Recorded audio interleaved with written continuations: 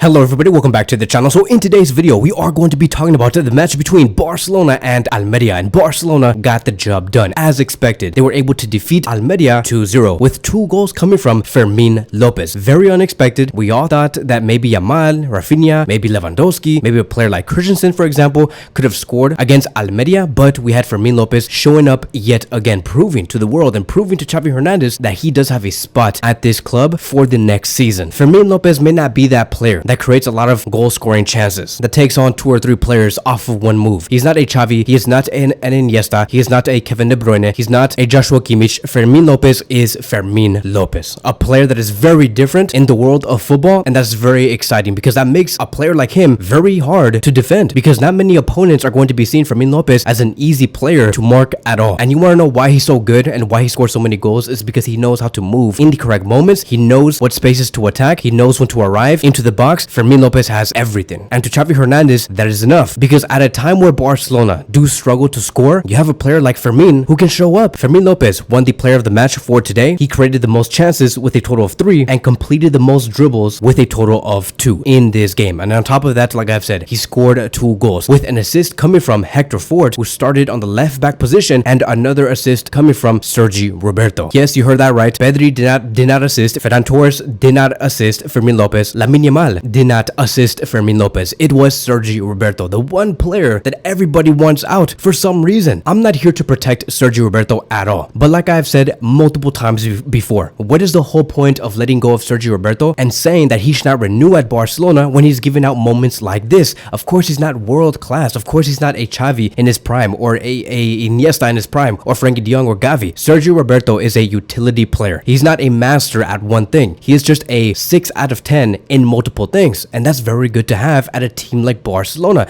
because you never know what's going to happen. And especially with Barcelona's financial situation, where sometimes we have certain spots in the 11 that does need some work, Sergio Roberto can fill in that role. Is it the best solution? No, of course not, but why let go of the player now? Sergio Roberto had an amazing performance against Almeria. Yes, he made a mistake against Girona that led towards Girona going for the 2-2, but so what? Does that mean that you need to crucify Sergio Roberto? Just because Araujo made a mistake against PSG, against Barcola, does that mean that we need to crucify Araujo and send him out in the summer? No, everybody's too reactionary. Sergio Roberto is an okay player to have because he does not take a lot of wages, and he's only going to be renewing for 1 more season. Another player that I do want to shout out is Lamine Yamal. Lamine Yamal is just that guy. Like, he is that guy for sure at 16 years old. I strongly believe that Lamine Yamal is the most important player for Chavi Hernandez right now, and that's very dangerous, because the fact that a 16-year-old player is the most important player for Chavi Hernandez is dangerous, because you never know what could happen to Lamine Yamal in the future. But he is in the top 2 most important players for sure. Maybe you can say Gundogan is the most important one right now, but I would say he's close. He's very close to number 1. Lamine Yamal created the most chances in the match with a total of 3, completed the most dribbles in this game with a total of 2. He hit the woodwork 1 time within 2 total shots, and he won the most duels on the right flank in this game with a total of 7. What more do you need from a player that is 16 years old? He did not score a goal, he did not provide an assist, but he still had a very effective game that made Almeria tremble. And because he is so important, I would also like to say this: we have to protect this player at all costs, because the fact that he has already played 2,800 minutes so far this season, maybe even more, you have to protect Lamine Yamal. And I'm just so worried about what's going to happen in this summer, because for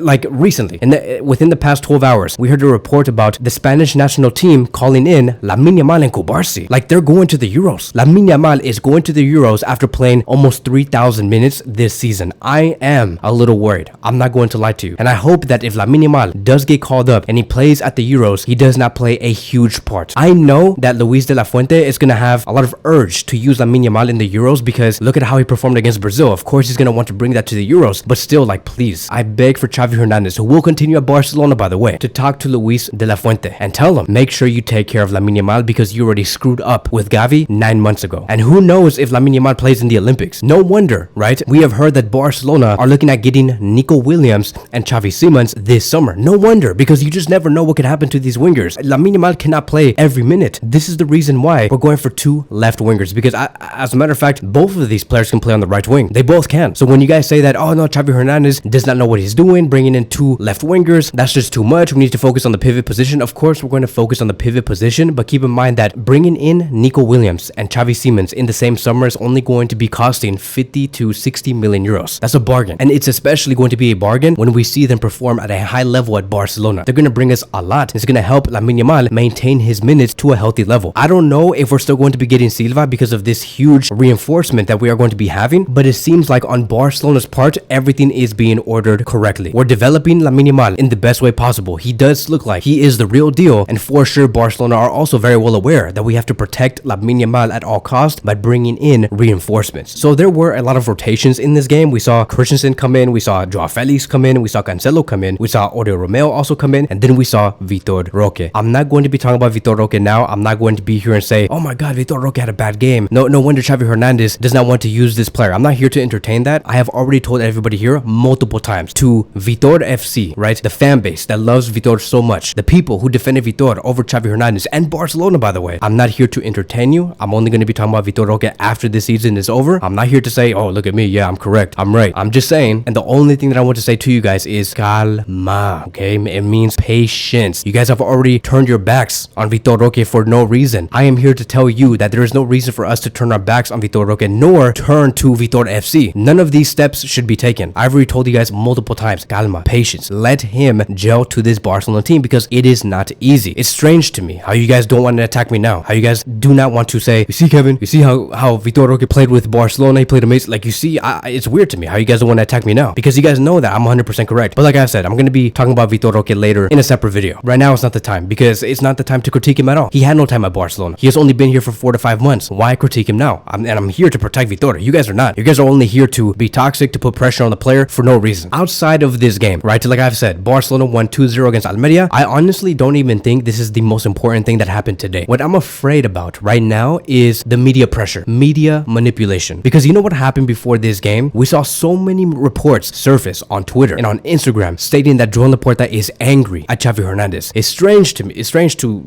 think about this, right? Because the fact that these reports come out always, it always does, 3 to 4 hours before the match does start. It's strange to me that they want to put this at this time. It's very specific, it's very well calculated and very consistent when they put out such toxic reports, because the last time we saw a toxic report is Chavi Hernandez does not bet on Vitor Roque. They did that in the last match against Real Sociedad. Now that the whole Vitor Roque case failed, now they want to talk about Joan Laporta is mad at Chavi Hernandez and Chavi Hernandez may not have continuity at Barcelona. It's strange to me how you guys want to continue to create these narratives and stories. And the main question that I do have to these journalists is why? Why do you create these, I would say, fake stories and fake narratives right now? Like, why? Well, how does that benefit you and how does that benefit FC Barcelona? Because to be honest, it angers me that the fan base of Barcelona gets manipulated so easy and they say, oh my god, look what this journalist said. This has to be correct. Joan Laporta is mad at Chavi Hernandez. Chavi Hernandez is leaving. Oh my god, it's a mess because they just said that they fully back Chavi Hernandez and whatever and this and that. Like, bro, relax. Okay, do not let these stories manipulate you and think that Barcelona is going through a circus. All of this is fake news and it is a tactic to make sure that there's fire within Barcelona, and many of the Barcelona fan base does fall for it and they like to attack me for what I don't know why. I don't know why you guys like to attack me. Chavi Hernandez will continue at Barcelona. Barcelona is not looking at Chavi any differently. It's just what the journalists like to say. He will stay. Vitor Roque will have continuity at Barcelona. He's going to be having a long preseason trying to understand positional play. Everything is going to be okay. Everybody has been saying the reason why Chavi Hernandez is under fire and why Joan Laporta is mad at Chavi Hernandez is because of what he said yesterday during the pre-match press conference. Chavi said that Barcelona cannot financially compete, that Real Madrid can compete because they have all the financials in 100% correct order, but that is the reality. Joan Laporta is not mad. Like, who said this? It's the reality. We all know that. Of course, Real Madrid are better financially and Barcelona struggle financially, and that is why it's a tough time for Barcelona to sign these players to reinforce the squad. Of course. So like, who made this up? As a matter of fact, Chavi Hernandez, I'm reading it right here, like live, super live. I'm just seeing this tweet right now. Chavi Hernandez just said this. I said what I think. The economic situation is not the best, but we still aspire to the maximum. I'm looking forward to the next season to win titles. And then he continues, they haven't said anything to me personally. The sports vice president traveled with us. I only said what is real, that we are going to fight for all titles with ambition, but the situation is not easy. It doesn't change our reality. So Chavi Hernandez is just simply stating the facts and the reality of where Barcelona is at. Like, Joan Laporta did not fake cry when he was presenting Chavi Hernandez and that when they confirmed that he was going to continue. He did not fake cry. He was literally crying next to Chavi Hernandez and Deco, and Chavi Hernandez was just patting him on the back saying, I'm going to stay here. Don't worry, Joan Laporta, everything's going to be okay. Like, all of this is not fake, dude. You guys want to say that's fake, but so whatever stories these journalists like to come out, you like to say that that's real? I don't understand. But that is it. That is all I do have to say for today. today's match review. Thank you guys so much for watching, and I will see you guys in the next one.